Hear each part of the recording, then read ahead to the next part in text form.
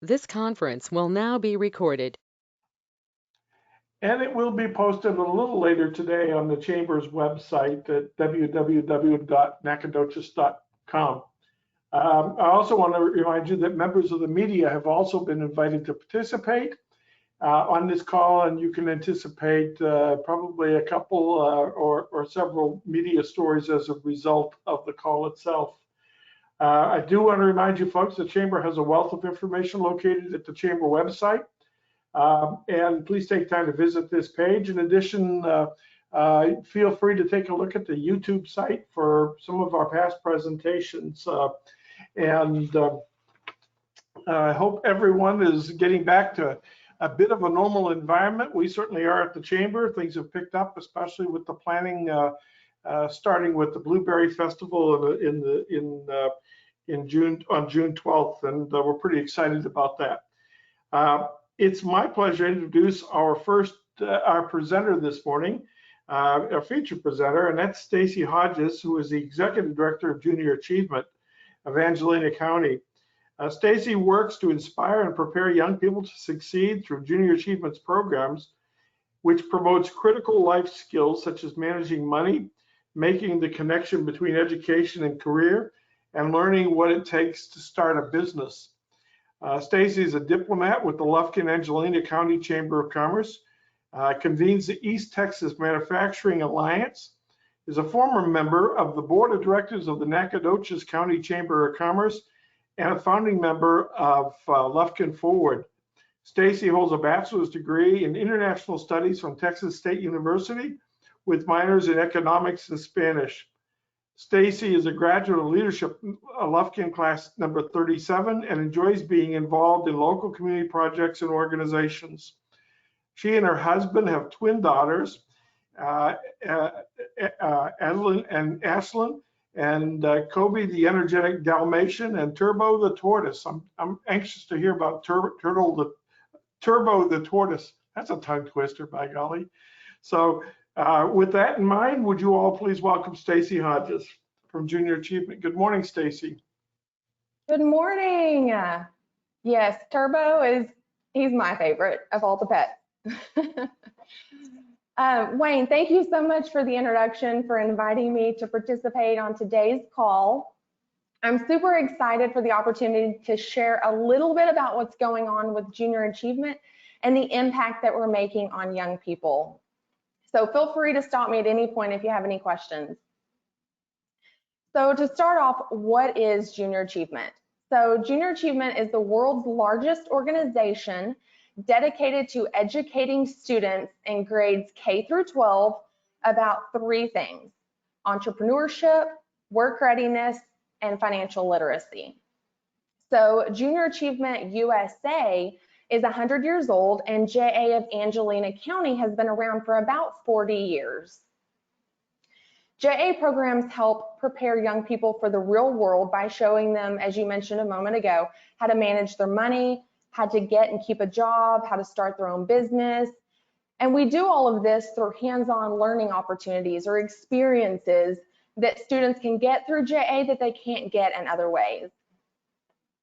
So JA's approach allows volunteers, such as community leaders, business owners, employees, to deliver the curriculum, which aligns with our TEAC standards, by the way, while sharing their experiences with students, basically serving as mentors.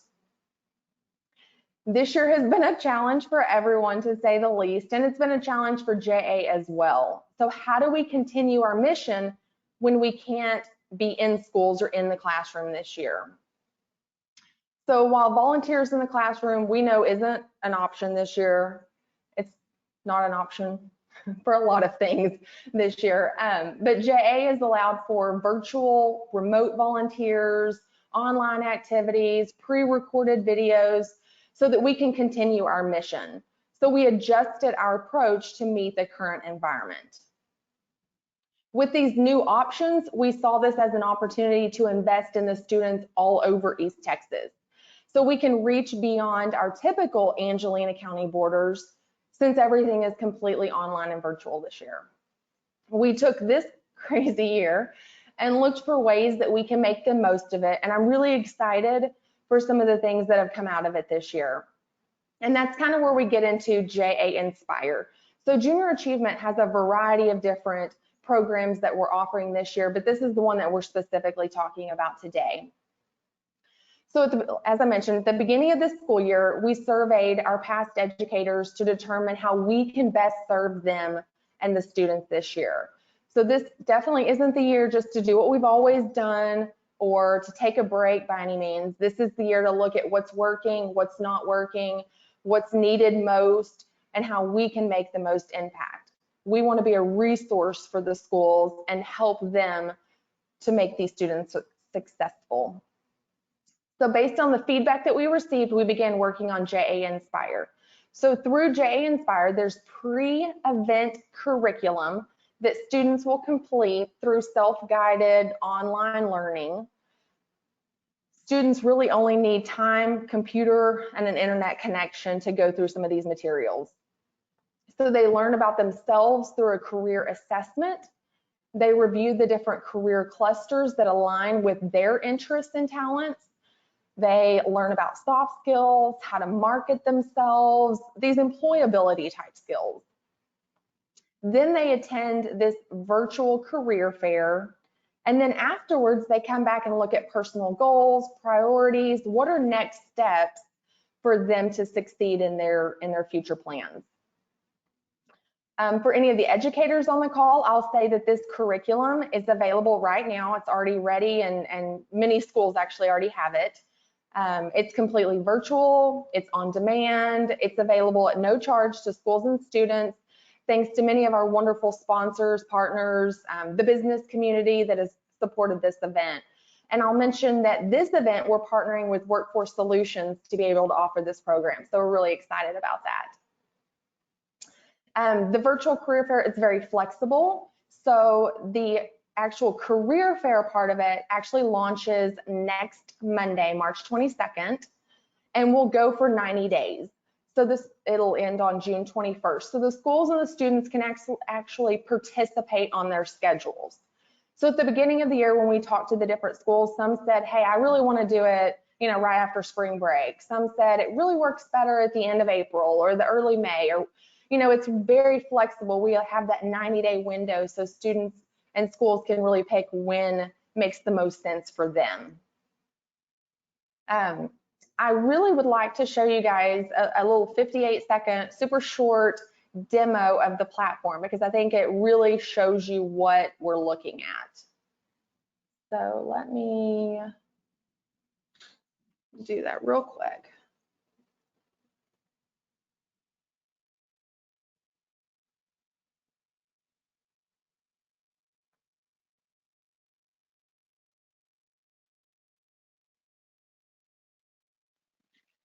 Welcome to JA Inspire, a world where students and companies can come together. As the student enters JA Inspire, they will land in a lobby where they will then be able to navigate to the exhibit hall or to the auditorium. In the exhibit hall, students will be able to visit company booths based on the company's career cluster. Companies are able to upload videos and documents that pertain to their company and other opportunities that they will have available to students now or in the future. The student is able to add that information to their virtual backpack and then email that backpack home or to their school email addresses.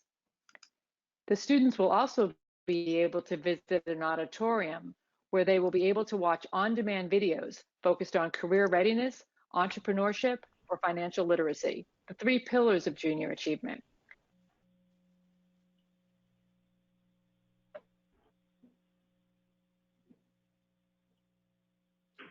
Okay, so that gives you a quick demo, very short, brief demo of what the actual virtual career fair looks like.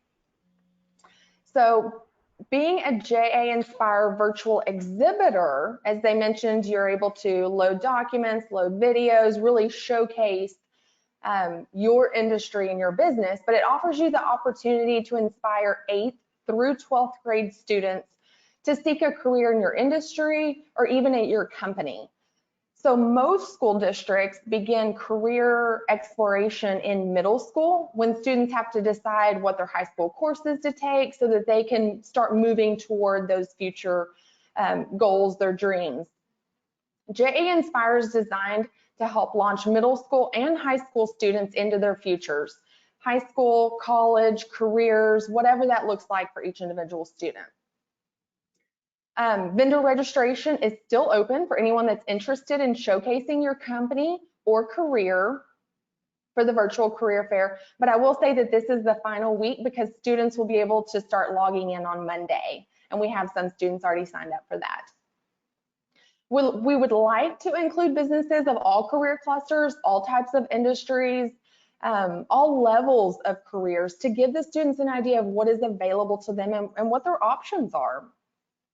So research has shown that students with a vision of what they want to do after high school are better set up for success, and they develop these visions through experiences such as this virtual career fair with JA Inspire.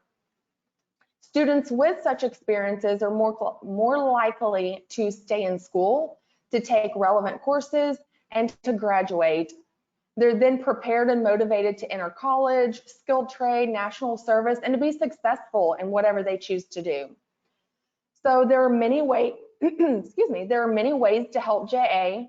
So please encourage your company's employees to donate their time, their resources to JA, to participate in any of the many annual events we have, become an advocate for JA, and share the mission and what we're trying to do to help these students succeed. We want to continue to inspire and prepare young people to be successful. They are our future. So I've told you a little bit about JA. I've told you a little bit about the JA Inspire Virtual Career Fair, but I'd be happy to answer any other questions or tell you a little bit more and answer any questions that you guys may have. Thank you, Staci, for that overview. And that Inspire program is pretty impressive virtual trade show in a sense. Very impressive. Any questions for Staci or observations?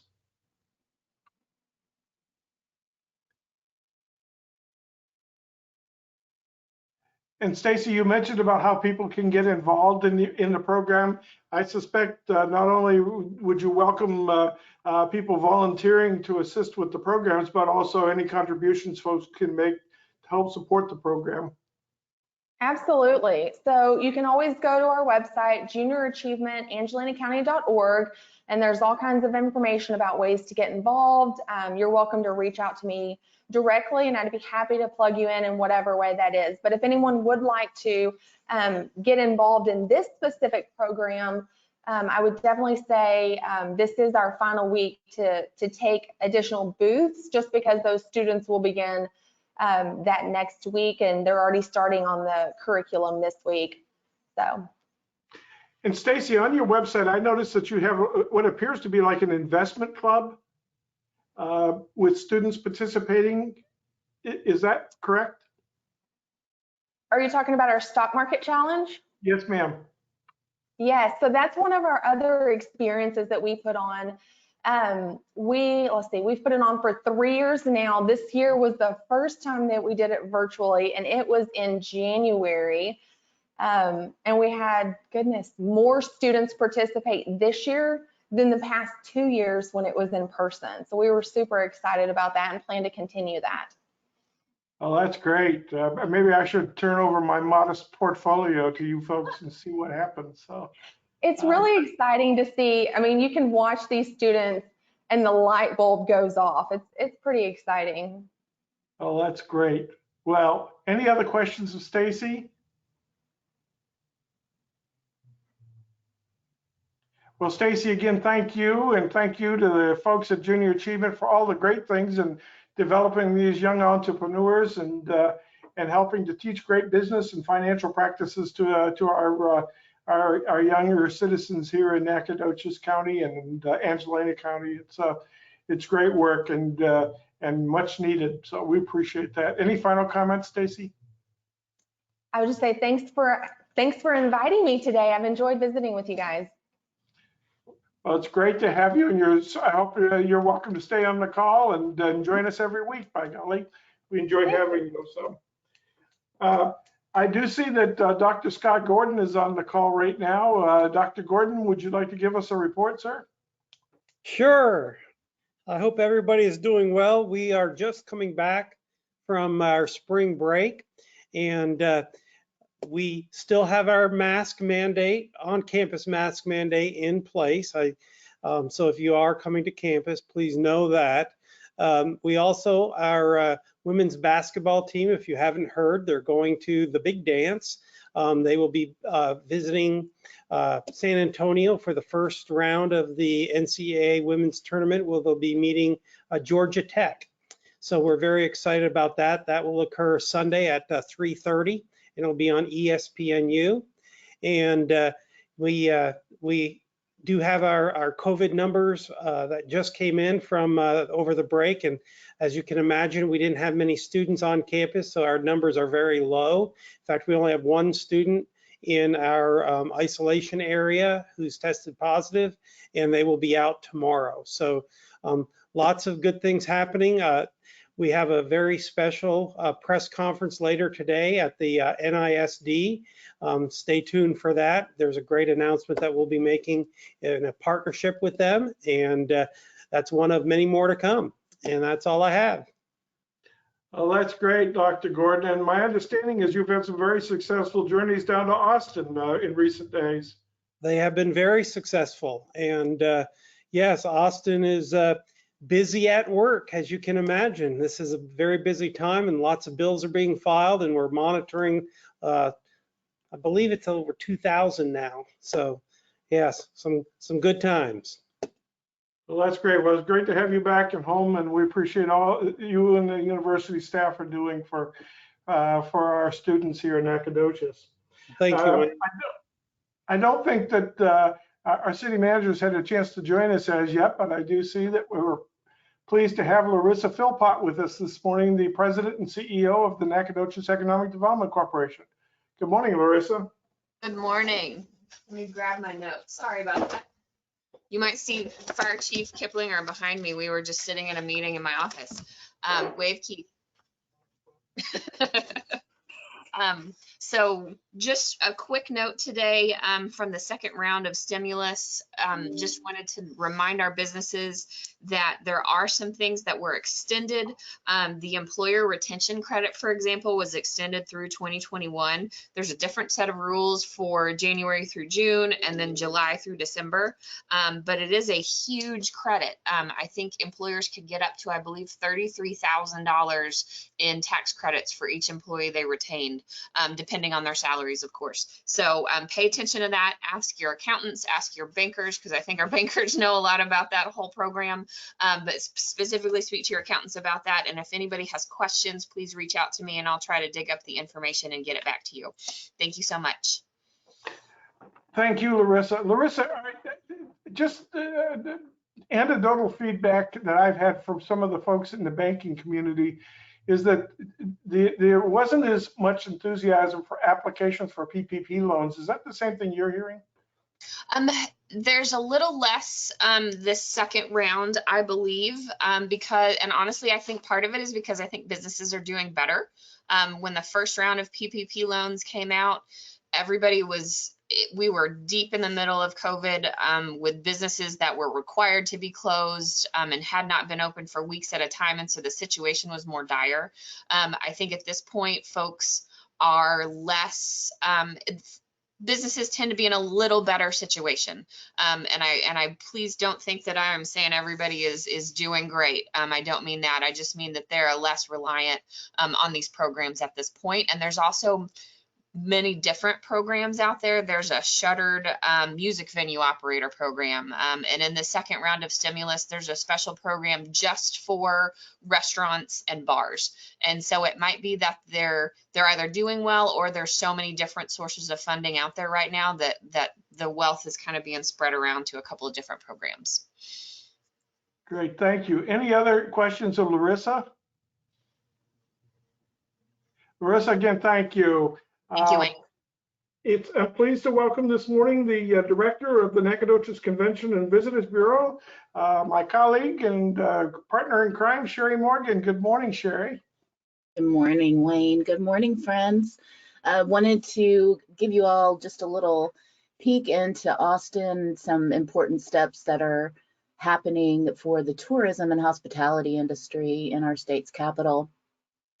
Last week, the House Licensing and Administrative Procedures Committee met and approved House Bill 1024, moving it one step closer to making permanent a temporary order that allows for bars and restaurants to sell mixed drinks to go, as long as they are sealed in a tamper-proof container and accompanied by a food item.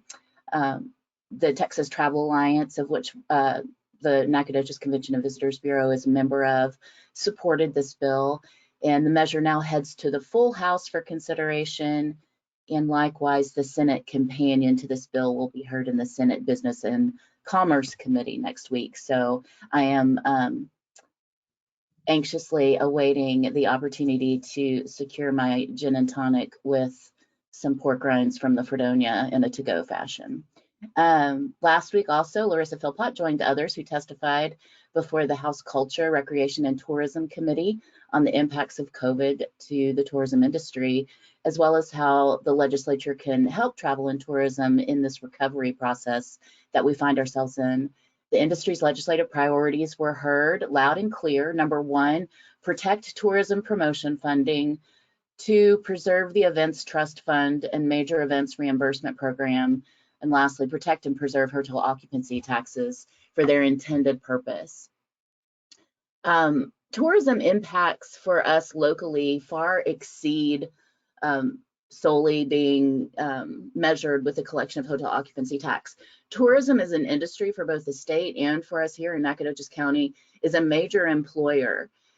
In 2019, there were 718,000 full and part-time wage and salary hospitality positions for the state of Texas, and 1.1 thousand of those jobs were right here in Nacogdoches County. Imagine if a company, a new company came to Nacogdoches and employed over 1,000 people. That would be a huge boon, and that's happening for us here in Nacogdoches County as a composite of all of our different tourism entities where our visitors come in and spend their money.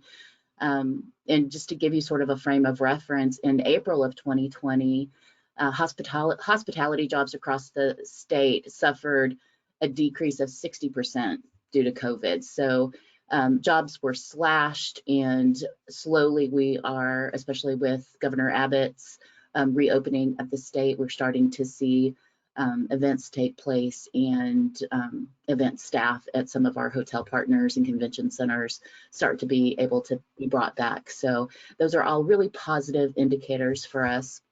For Visit Nacogdoches, 2 weeks ago, we had an Instagram takeover by a social media influencer, and that went great. We were really happy with the success that we saw in that. We learned a bunch, and we're looking forward to more of those relationships as we grow our social media following.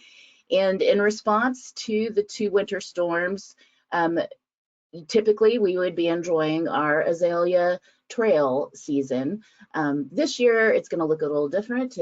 We're just owning it. It's our Azalea Fail 2021 and Pinkapalooza. So we've got pink light bulbs and pink Christmas tree lights that you can purchase here at the CVB to pink up your property, porch lights and hedges and things like that. And then we're also waiting to be delivered. We're going to be doing a community azalea paint by number on the outside of our building, and visitors and guests can come in and see the blooms that we do have. I know the magnolia trees are blossoming. There's lots of pretty things to see that just aren't azaleas. But for those that just want to get their azalea fix, they'll be able to take part in this really cool opportunity of a community paint by number. That's all I have. Thank you all for making a difference every day in what you do. Sherry, thank you. And Sherry, how much hard of a hit have you heard that the hotels took as a result of the snowstorm? The hotels actually fared pretty well. I mean, they were in demand, and so, you know, from that part of it, and fortunately we didn't see a lot of damage due to burst pipes or anything like that. So they fared very well. in all of that. And man, were they troopers. When talking about the unsung heroes, I heard a lot of, you know, when you deal with people that are cold and they're without power, everything is coming from a very raw emotional point. And some of our hoteliers sort of took the brunt of that, but they did it like a champ and understood that they weren't necessarily seeing people in their best, and they replied with compassion and grace. And it was really inspiring to see yet another example of this community coming together for the betterment of all. So thanks for asking, but yeah, the hotels seem to be doing pretty well.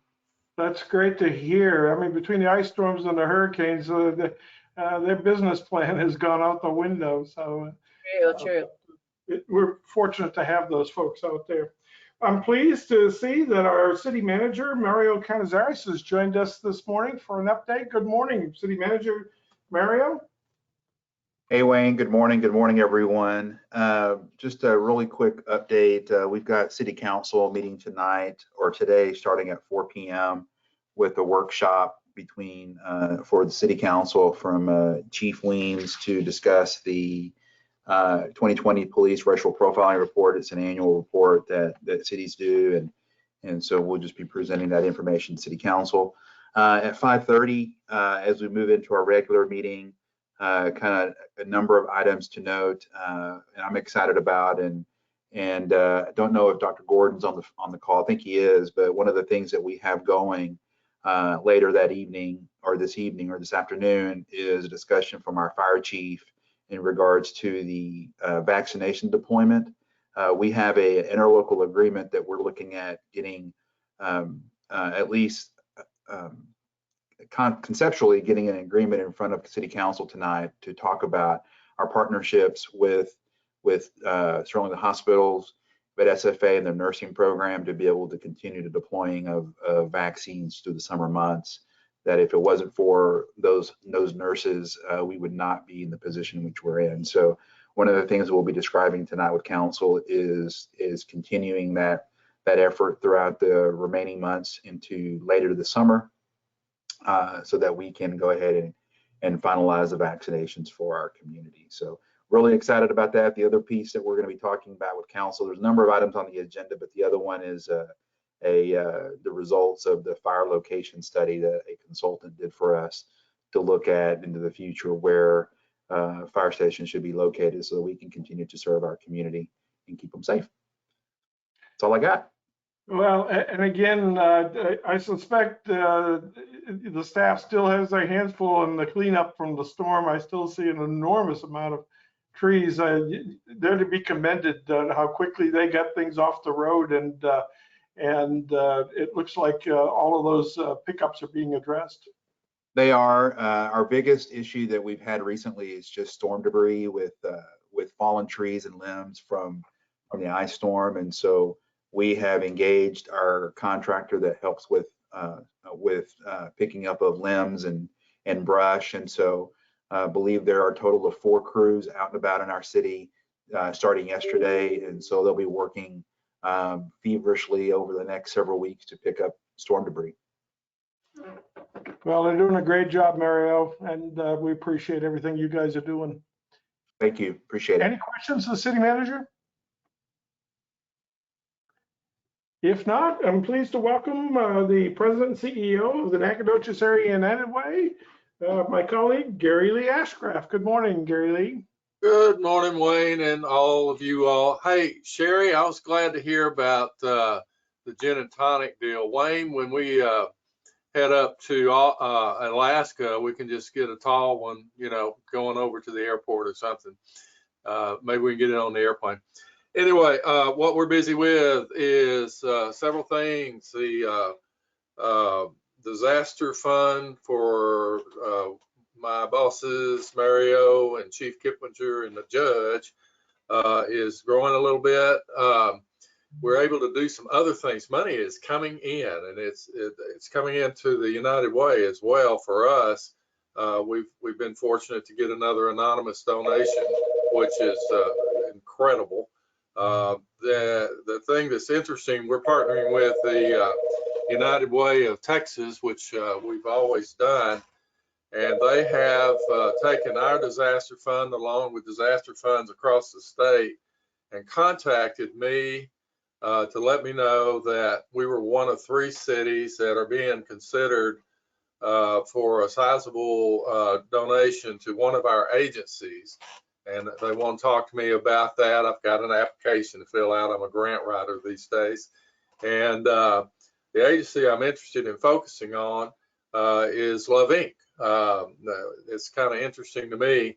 There is a guy that has out of Oklahoma, the money's coming from other states to Texas. And this money is about $30,000. And his deal is plumbing. And that kind of got my interest because the deal with Love Inc. is they're having to pay their budget's getting strained because they're paying plumbing bills, and that's part of holding people up. Poor people, including me, I've been paying a plumber like you wouldn't believe it. They can't afford these numbers, and yet they got to get this stuff done to their homes, or they're just stuck. So that's what we do. We're hoping and feel pretty good about getting some of those funds. Some major corporations such as Eaton Corporation, their global offices have let the Eaton Corporation know here they have funds available for these kinds of things, and they're funneling it over to us to put in our disaster fund so that we can help those agencies that need help. We're sending applications out to all the agencies today. I've talked to most of them. Most of them held up pretty well. We have 21 partner agencies. Well, I'm sorry, we have 16 this year. There was a few of them that did not apply because they're doing well. And we don't just deal with partner agencies. If a nonprofit that does what we do is having an issue, we're going to look at that and see how we can help. But we'll send an application out to them and see what's going on and hopefully be able to fund them. So all in all, the United Way is doing well. That's a God thing, believe me. We are planning a campaign. We've got a new campaign for small businesses that's actually fun. You can thank Kenny, Marina, everybody else is fun. I'm not a lot of fun, but she's put together a small business type of campaign targeted at small businesses, which they'll like and get involved with. Our Cornerstone program is really going well. That's an underwriting program for our overhead so that when you donate to the United Way, your total money goes to the programs that we fund and so forth. Other than that, if there's any questions, great. If not, I'll go away and let the next presenter step up. Thank you, Gary Lee. Any questions, Gary Lee? Well, there's a lot going on at United Way, and there's a lot of need for the services that you and your member agencies provide. So we appreciate everything you're doing, Gary Lee. I'm pleased to welcome Jessica Sal, the Communications Director for the City of Nacogdoches, to give us an update on COVID and health matters and others. Good morning, Jessica. Good morning. How are y'all? So a few quick COVID updates, and it's nothing new to y'all probably because DSHS releases all of this to the public as well, and this is kind of just a refresher. Nacogdoches is now getting Moderna vaccines as well as the Johnson & Johnson one-shot. A lot of people are very excited about it because it's one shot. You don't have to come back and do repeat appointments. The city and the county don't have any say over if we get all Moderna or all Johnson & Johnson or kind of what the split is there. That's a state allocation thing. We've had a few people say, well, we just want Johnson & Johnson, and that's not really up to us. We're excited that vaccines are flowing a little more quickly now. We're getting shots in arms as soon as we can. We have a few more shot clinics coming up. Those are still being scheduled through your doctors or community clinics. So the doctors have to sign up through a portal, which if they don't know how to do that, they can contact us and we'll walk them through the process. But they sign up through a portal.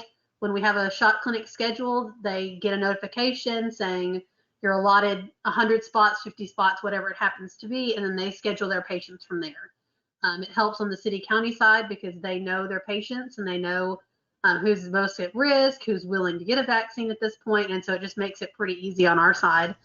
The people that are eligible for the vaccine has expanded in the last couple weeks. Educators as well as childcare workers are now eligible. And then the 1C category, which is people that are 50 years old and older, are now eligible as well. So we are expanding that as well. The doctors have been made aware, and of course they're well plugged into this as well, so they know that they can start scheduling those people.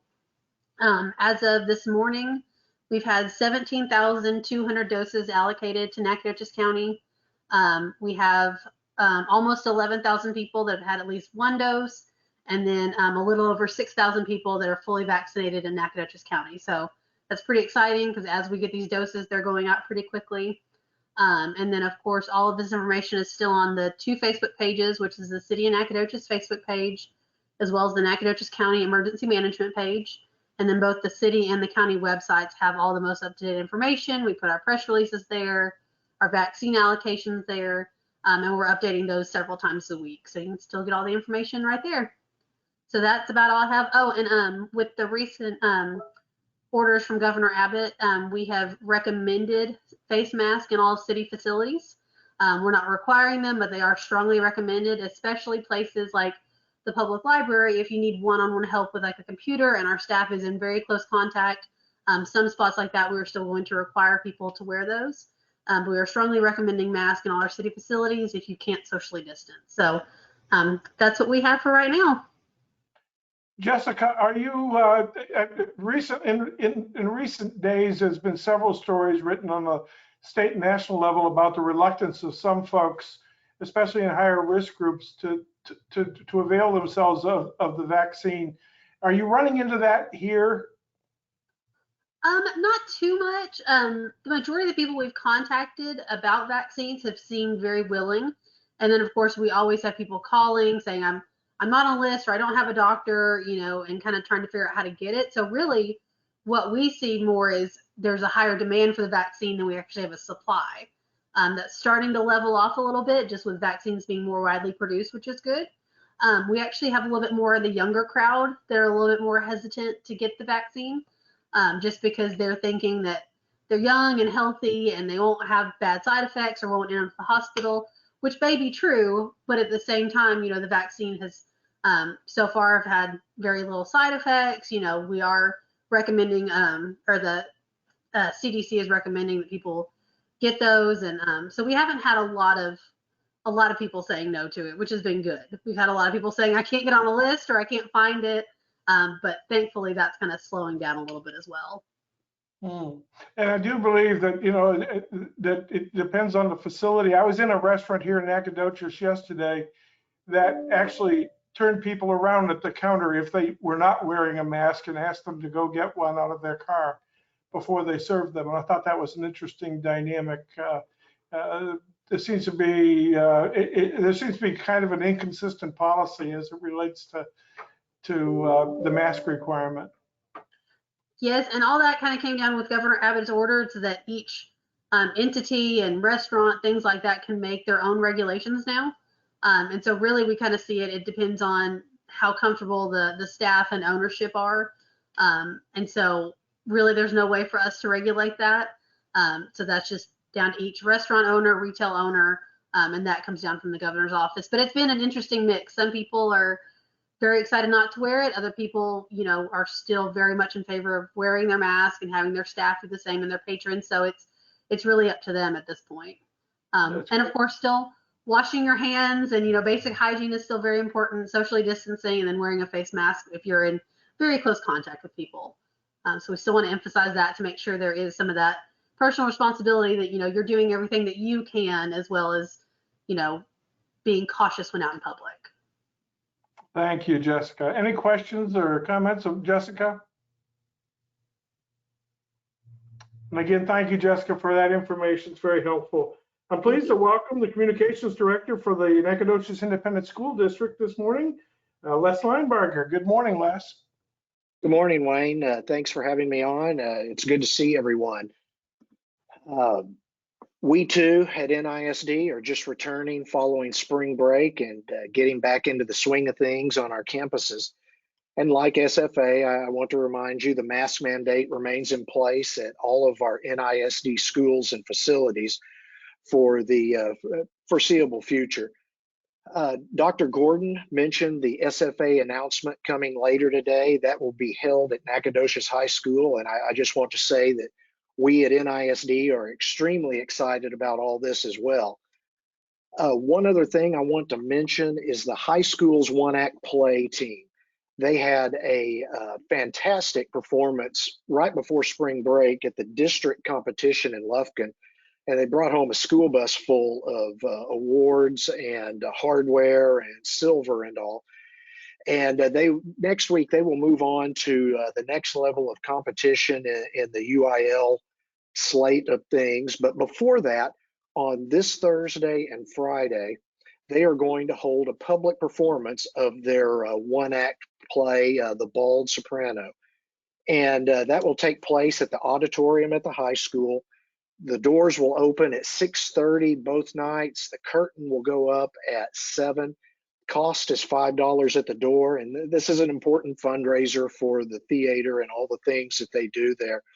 And they wanted me to mention as well that, like I just said, masks will be required of anybody who comes to watch this performance, which is roughly about 40 minutes long, and that they will maintain social distancing measures.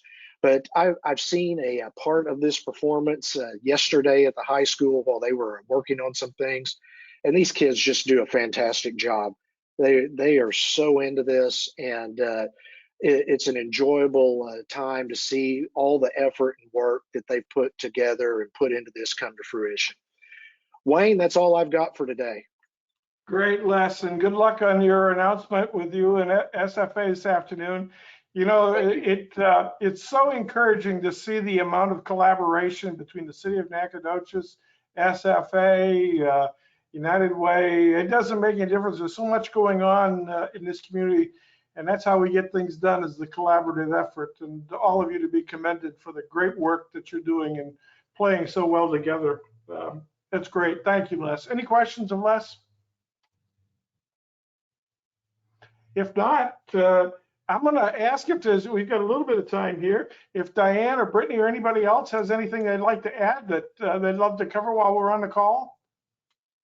Just unmute your phones if you're interested. I'll look for the little green microphones.